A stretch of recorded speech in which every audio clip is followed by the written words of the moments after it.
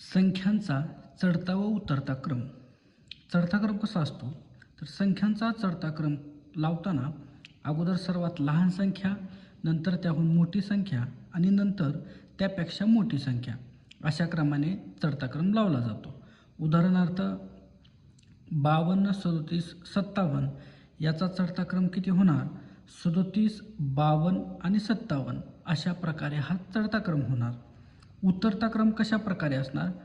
त्याच्या उलट असणार. बघा, संख्यांचा उतरता क्रम लावताना अगोदर सर्वात मोठी संख्या घ्यावी आणि त्यातून लहान संख्या व त्यातून सर्वात लहान संख्या अशा क्रमाने उतरता क्रम लिहिला जातो. उदाहरणार्थ 39, 29, 49 याचा उतरता क्रम 49, 39, 29 अशा प्रकारे हा चढता आणि उतरता क्रम लावला जातो.